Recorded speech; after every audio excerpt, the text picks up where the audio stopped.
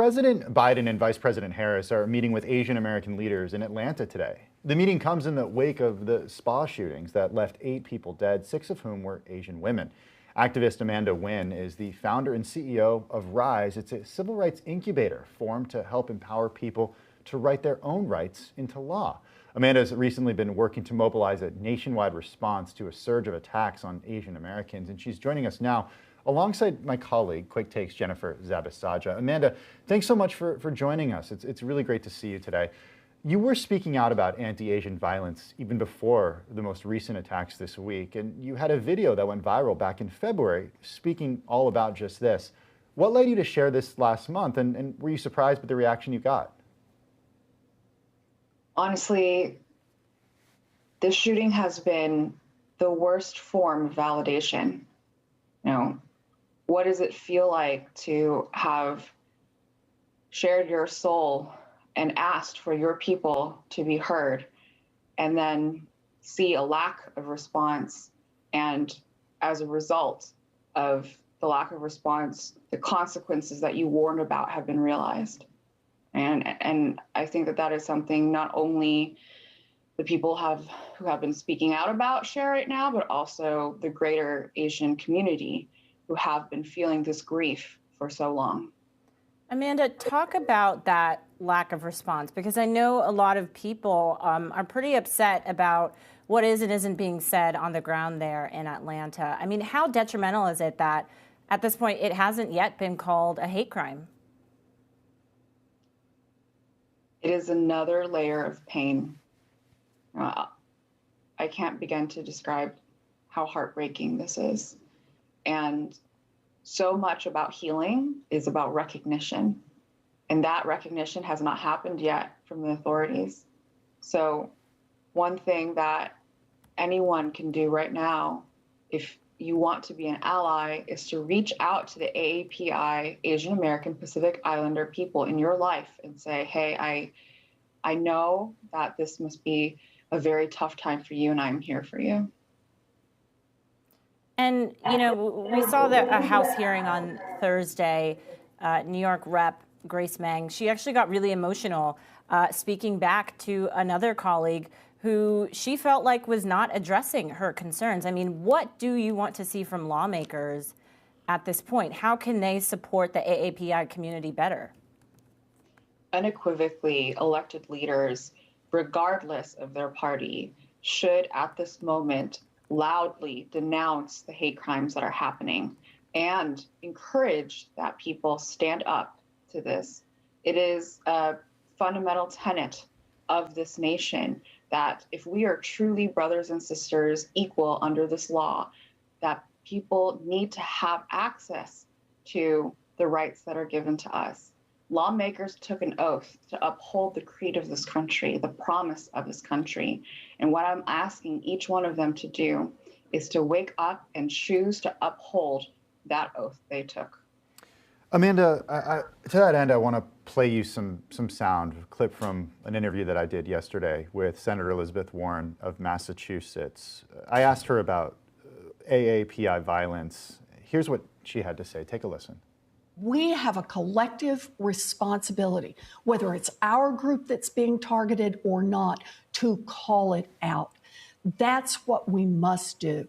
The ugly rhetoric around this pandemic has already put the AAPI community at terrible risk. I hear this over and over when I'm back in Massachusetts, when I visit with people, and all I can say is this is a moment when every American needs to stand up in solidarity. We stand up with our Asian American and Pacific Islanders in solidarity. We say we are brothers and sisters, and this is true for all of us.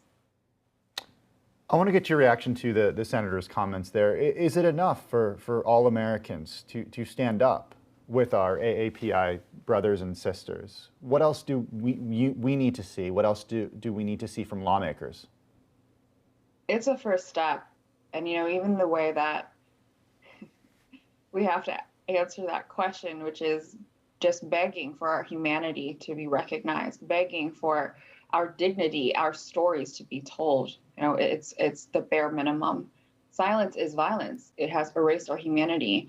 And the next step is to critically address how we as a community, Asians as a community, have been systematically omitted, erased from the story of this country. What I'm talking about is structures, for instance, in the federal government. A 2009 report showed that some federal agencies don't even include AAPIs within their definition of racial minorities. That's outrageous. Our history, our education system, why isn't AAPI history taught?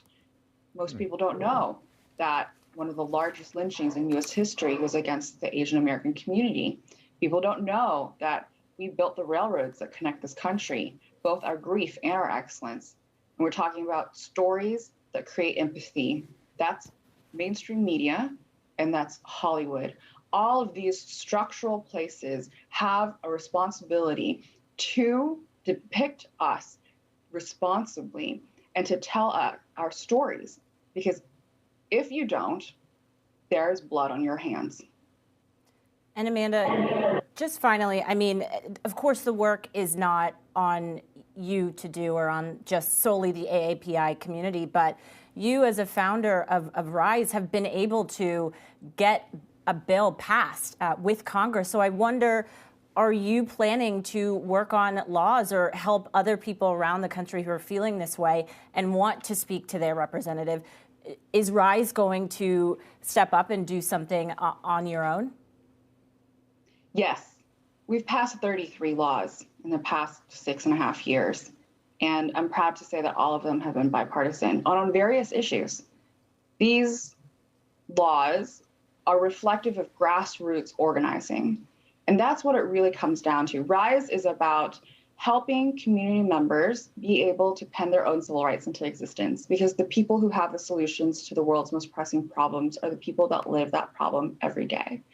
And right now, I think people may feel hurt, may feel like they have limited tools, limited agency to access democracy.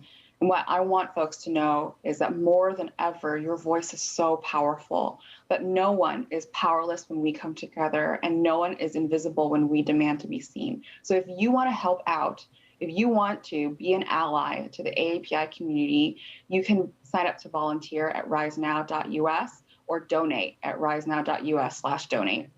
Amanda Nguyen, RISE founder and CEO, and Bloomberg Quickatake's Jennifer Zabisaja. Big thank you to both of you for your time.